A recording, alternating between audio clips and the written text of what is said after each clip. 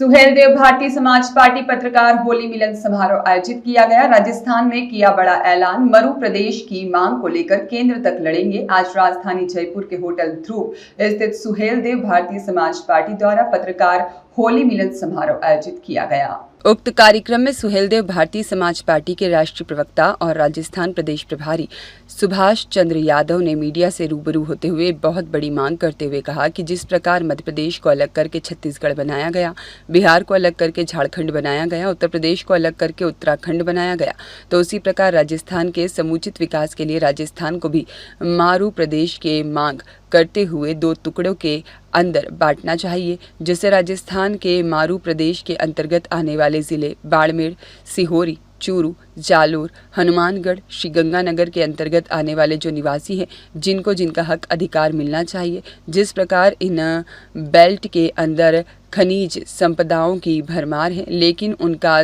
दोहन करते हुए सरकारों ने कभी भी हमारे प्रदेश के अंतर्गत आने वाले जिलों के नागरिकों के बारे में नहीं सोचा। इन नागरिकों को मारू प्रदेश के रूप में नया राज्य देते हुए विकास के मुख्य धारा में लाया जाना चाहिए। सुहेलदेव भारतीय समाज पार्टी इस मांग के चलते पुरजोर तरीके से इस चीज़ को आगे बढ़ाते हुए इसका ऐलान करती है कि आने वाले समय में मारू प्रदेश की मांग जो हो रही है उसको लेकर हम जयपुर से लेकर दिल्ली तक संघर्ष करते रहेंगे। साथ ही प्रदेश के जो मुद्दे हैं उन मुद्दों को लेकर जनता के बीच में जाएंगे और सुहेलदेव भारतीय समाज पार्टी की नीतियां और पिछड़ों और दलितों के मसीहा माननीय ओम राजभर के विचारों को राजस्थान के जंजीर तक पहुँचाने का कार्य करेंगे। और साथ ही में हम धर्म की राजनीति नहीं करते, हम जात की राजनीति नहीं करते, हम क्षेत्र की राजनीति नहीं करते, हम समाज के मुद्दों की राजनीति करते हैं, विकास की राजनीति करते हैं। भारतीय समाज पार्टी के प्रदेश अध्यक्ष जयप्रकाश राठौर की गरिमामयी उपस्थिति रही। साथ ही सुहेलदेव भारतीय समाज पार्टी के प्रदेश सचिव राजू सिंह राठौर, प्रदेश सचिव दीपक सिंह, प्रदेश सचिव धर्मेंद्र चौधरी और अंकित सिंह, अजय सोनी और अन्य पदाधिकारी कार्यकर्ता मौजूद रहे।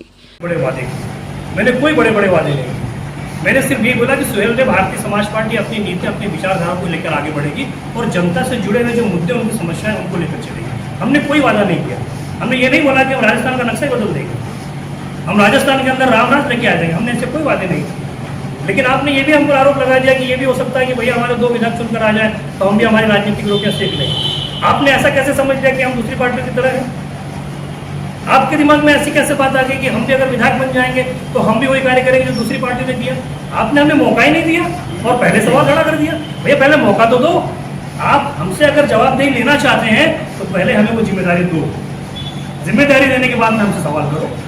तब हम आपको बोलेंगे कि हाँ हमने जो वादे किए थे वो हमने नहीं भी बात। वो दिन आने दीजिए, फिर आप सवाल पूछिएगा, मैं आपके सवाल को जवाब दूंगा। भाजपा बड़ी पार्टी है, पिछले 11 साल से तेजी के अंदर भी है, राजस्थान में भी बड़े इंफ्रास्ट्रक्चर रखी है। आप बात कर रहे हो राजस्थान में अपना इंफ्रास्ट्रक्चर डेवलप करने की। भारतीय जनता पार्टी आज तक राजस्थान में अपना पूरे राजस्थान में इंफ्रास्ट्रक्चर डेवलप नहीं कर पाई।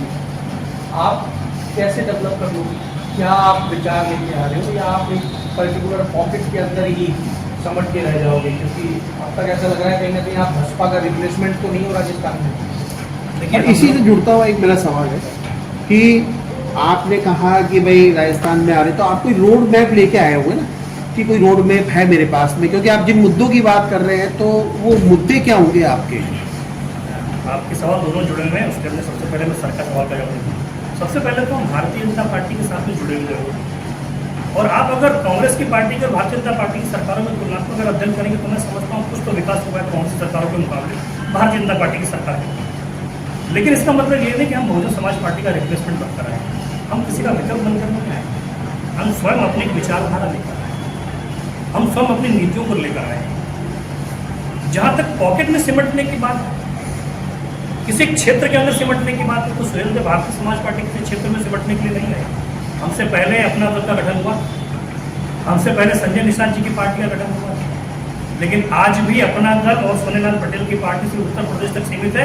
सुहेलदेव भारतीय समाज पार्टी बिहार के अंदर पहुंच गई है और मैं आपको आज के चैनल के माध्यम से बता भी रहा हूँ कि बिहार विधानसभा चुनाव के अंदर सुहेलदेव भारतीय समाज पार्टी विधानसभा के अंदर अपनी उपस्थिति भी दर्ज कराने जा रही है। यानी हम किसी पॉकेट के अंदर सिमटने वाले नहीं। और रही बात रोड मैप की, और रोड मैप और रणनीति होती है, उसको रणनीति रहने की, उसको साबित करने की क्या जरूरत है?